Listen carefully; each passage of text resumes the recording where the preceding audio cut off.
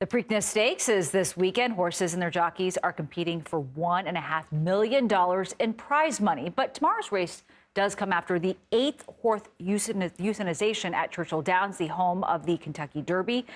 Dr. Scott Hay joins us now with more on horse safety and health during the race. He is also an on-call veterinarian for the American Association of Equine Practitioners. He will be at the Preakness this weekend. Dr. Hay, thank you so much for joining us. I want to ask you this. As a veterinarian, is there a way to race these horses in a healthy fashion? What are you doing to make sure that these horses are in peak racing condition?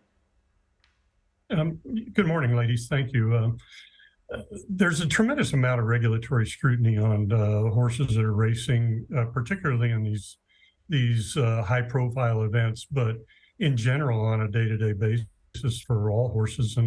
And although there's a lot of scrutiny going on right now, we continue to increase the amount of examinations done to try to guarantee that these horses can compete safely and come back in good health. I mean, that's everyone's goal.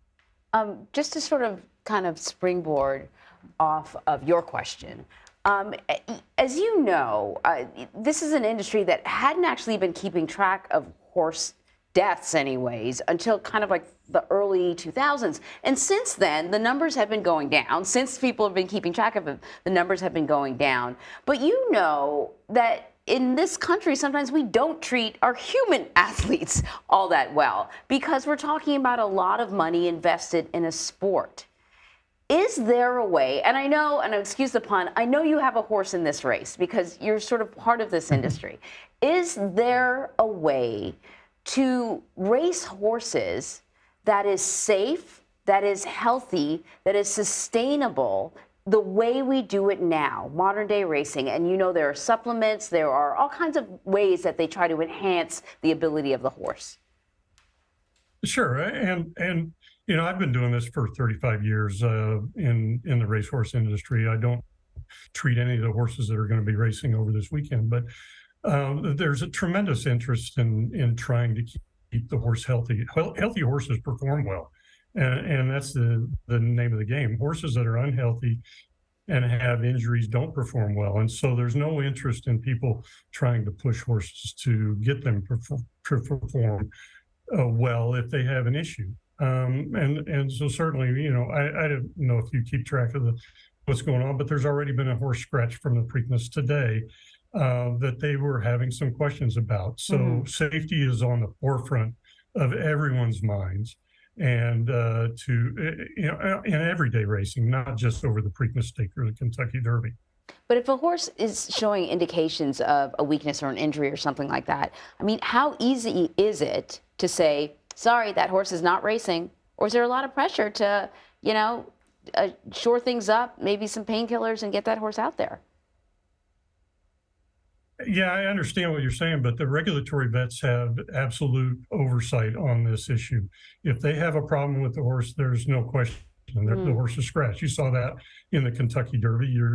I don't know if there was any discussion from the horses' camps today whether it was okay or not, in their opinion, but the regulatory vets have absolute scrutiny. So, you know, between the people that take care of these horses on a day-to-day basis and the oversight veterinarians, the regulatory veterinarians working for the racetracks or the states, between everybody, we're all looking for the horse's best interest to try to make sure that everybody's safe. And if that means scratching a horse, that means scratching a horse. But Dr. Hay, I want to go back to what we had mentioned before. A horse just put down this week at the track that hosts the Kentucky Derby. It is the 8th horse euthanized there in recent weeks. What is going on? This is raising a lot of questions.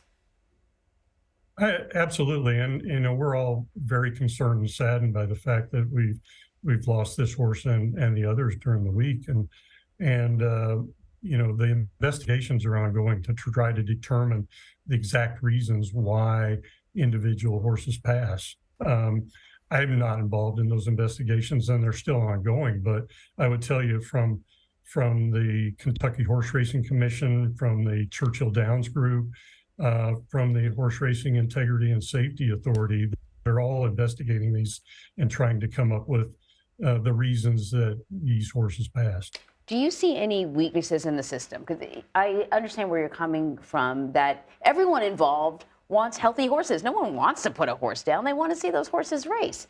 Do you see any areas in the system, whether it comes to, labs, testing, or training, just anything where the system could be better to keep the horses healthier for longer? Yeah, I don't know that I see weaknesses per se, but we're always looking to improve. Having more people look at these horses, having more oversight on, whether the treatments or whether the track conditions or any of those things have any involved. Weather changes track conditions. So we look at that. Data is constantly being pulled, for what these horses are undergoing, what conditions they're training under, what injuries that may elude us from detection, all those things. And day by day, week by week, month by month, we're always trying to get better at being able to figure this out, so that we can have a very thriving sport for the people that are involved in it, and the public, and making sure that the horses and the jockeys are safe. I just have sort of one last question, because you've been in this for a very long time.